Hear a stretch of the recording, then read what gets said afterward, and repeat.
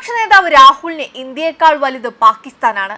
യഥാർത്ഥത്തിൽ അധികാരത്തിൽ നിന്ന് പുറത്താക്കപ്പെട്ടതിനാൽ കോൺഗ്രസിന് ബോധം നഷ്ടപ്പെട്ടു. കോൺഗ്രസിനെതിരെയും രാഹുൽ ഗാന്ധിക്കെതിരെയും രൂക്ഷ വിമർശനവുമായി രംഗത്തെത്തിയിരിക്കുകയാണ് ഉത്തർപ്രദേശ് ഉപമുഖ്യമന്ത്രി കേശവ് പ്രസാദ് മൗര്യ. ശത്രു രാജ്യത്തെക്കുറിച്ച് ഇങ്ങനെ ആശങ്കപ്പെടുന്ന ഒരു പ്രതിപക്ഷ നേതാവ് രാഹുൽ ഗാന്ധി മാത്രമായിരിക്കും. കൂടാതെ ഇന്ത്യയുടെ ഉയർച്ചയല്ല രാഹുൽ ഗാന്ധിയുടെ ലക്ഷ്യം, മോദിയുടെ പതനമാണ്. അതിനായി ഇന്ത്യക്കെതിരെയാണ് രാഹുൽ ഗാന്ധി പ്രവർത്തിച്ചുകൊണ്ടിരിക്കുന്നത്.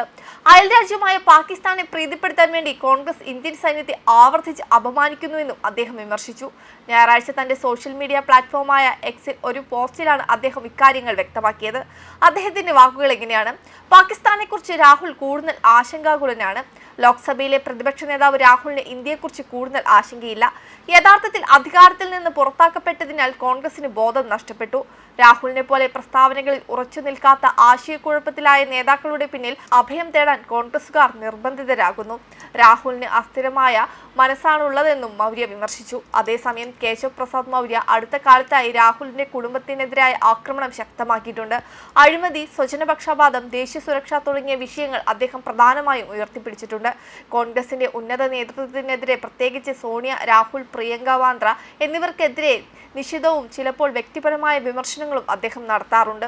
അതേസമയം രാഹുൽ ഗാന്ധിയെ വിമർശിച്ച് കഴിഞ്ഞ ദിവസം കേന്ദ്ര പാർലമെന്ററി കാര്യമന്ത്രി കിരൺ റിജിജുവും രംഗത്തെത്തിയിരുന്നു. പാകിസ്ഥാന്റെ ഭാഷയിൽ സംസാരിച്ചുകൊണ്ട് രാഹുൽ ഗാന്ധി വിദേശ നയത്തെക്കുറിച്ച് ആളുകളെ തെറ്റിദ്ധരിപ്പിക്കാൻ ശ്രമിക്കുന്ന രീതി രാജ്യത്തിന് ദോഷം ചെയ്യുമെന്നാണ് അദ്ദേഹം പറഞ്ഞത്. പ്രതിപക്ഷ നേതാവ് എന്ന നിലയിൽ രാജ്യത്തിനെതിരെ ഒന്നും പറയരുതെന്നും ഞങ്ങൾ അദ്ദേഹത്തോട് നിർദ്ദേശിച്ചുവെന്നും കിരൺ റിജിജു പറഞ്ഞു. ഇപ്പോൾ നിങ്ങൾ വിദേശ നയത്തിന്റെ പേരിൽ പ്രധാനമന്ത്രിയെ കുറ്റപ്പെടുത്തുന്നു. രാജ്യത്തെ ഒന്നിപ്പിക്കുന്നതിന് പകരം രാജ്യത്തിന്റെ പ്രധാനമന്ത്രിക്കെതിരെ സംസാരിക്കുന്നു. ഇതിൽ നിന്ന് രാജ്യത്തിന് എന്താണ് നേട്ടം? പ്രതിപക്ഷം എന്നാൽ രാജ്യത്തെ ദുരുപയോഗം ചെയ്യുക എന്നല്ല. രാജ്യത്തിനായി നല്ല കാര്യങ്ങൾ ചെയ്യുന്നതിൽ പ്രതിപക്ഷത്തിനും പങ്കുണ്ട്.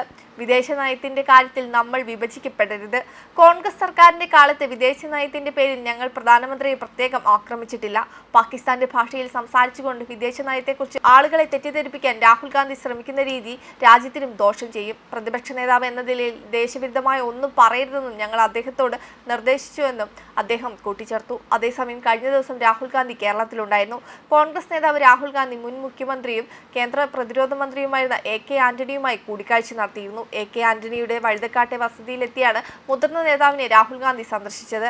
KPCC സംഘടിപ്പിക്കുന്ന ഉമ്മൻചാണ്ടി സ്മൃതി സംഗമം കോട്ടയത്ത് ഉദ്ഘാടനം ചെയ്തതിനു ശേഷമായിരുന്നു രാഹുൽ ഗാന്ധി ആന്റണിയെ സന്ദർശിച്ചത്. വൈകിട്ട് 3 മണിയോടെ തിരുവനന്തപുരം വഴുതക്കാടുള്ള ആന്റണിയുടെ വസതിയിലെത്തിയായിരുന്നു കൂടിക്കാഴ്ച. ലോക്സഭാ തെരഞ്ഞെടുപ്പിൽ മികച്ച വിജയം നേടിയ ശേഷം ആദ്യമായാണ് രാഹുൽ ഗാന്ധി കേരളത്തിലെത്തുന്നത്. AICC general secretary KC Venugopal, KPCC അധ്യക്ഷൻ സണ്ണി ജോസഫ്, മുൻ പ്രതിപക്ഷ നേതാവ് Ramesh Chennithala, MP Rajmohan Unnithan, MLA PC Vishnunath തുടങ്ങിയ പ്രമുഖ നേതാക്കളും രാഹുൽ ഗാന്ധി അനുഗമിച്ചിരുന്നു. ഏകദേശം 1 മണിക്കൂറോളം നീണ്ട കൂടിക്കാഴ്ചയിൽ ആദ്യം കോൺഗ്രസ് നേതാക്കളോടൊപ്പമായിരുന്നു ചർച്ച. പിന്നീട് മറ്റ് നേതാക്കൾ പുറത്തിറങ്ങിയ ശേഷം 20 മിനിറ്റോളം രാഹുൽ ഗാന്ധി AK ആന്റണിയുമായി ഒറ്റയ്ക്ക് സംസാരിച്ചു. സംസ്ഥാന കോൺഗ്രസിലെ സാഹചര്യങ്ങളെക്കുറിച്ചും രാഹുൽ ആന്റണിയുമായി ചർച്ച ചെയ്തുവെന്നാണ് സൂചന. നിലവിലെ രാഷ്ട്രീയ സാഹചര്യങ്ങളെക്കുറിച്ചും കോൺഗ്രസിന്റെ ഭാവി പരിപാടികളും കൂടിക്കാഴ്ചയിൽ ചർച്ചയായിട്ടുണ്ടെന്നാണ് സൂചന. വെബ് ഡെസ്ക് കർമ്മ ന്യൂസ്.